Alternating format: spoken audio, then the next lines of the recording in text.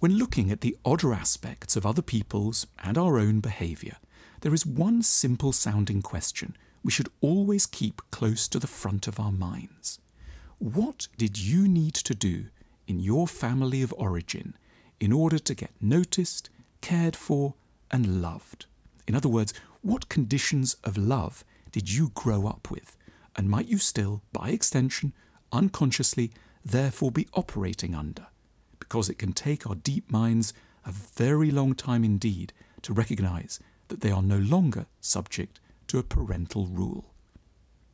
What someone devotes extraordinary energy to now is likely to be an adult version of more or less what they once had to do to secure the affection we all need not to perish as infants. There are parents who demand that their offsprings succeed, and just as often, but more covertly, there are parents who require them to fail. There are parents who need their children to look conspicuously attractive, and others, tragically, who are sexually so uncontained that their children are incentivized to put on weight or damage their bodies in order to repel the danger of incestuous advances. The questions, what conditions of love did you grow up under?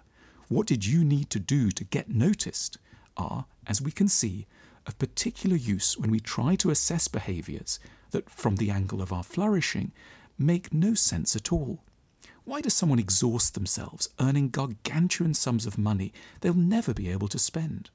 Why would someone blow up one relationship after another? Why would someone be sexually seductive with everyone they encounter? Why can someone never find a way to be serious or appropriately authentic?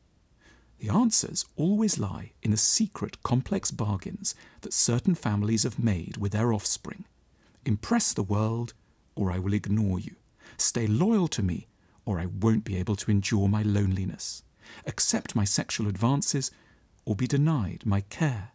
Protect me from my depression, or I may end up taking my life. These melancholy analyses open up the way to a liberation from our patterns. Once we can see that we are only, in effect, continuing to do what was once forced out of us in order to exist, we will also be in a position to break free from our manacles. We'll be able to feel sadness for our younger selves, but also recognise that we are no longer operating under the narrow rules of the early years. We can seek out attention and care for what is in line with our true needs. The privilege of adulthood is to be able to find our way to our own, less distorted and less cruel conditions of love.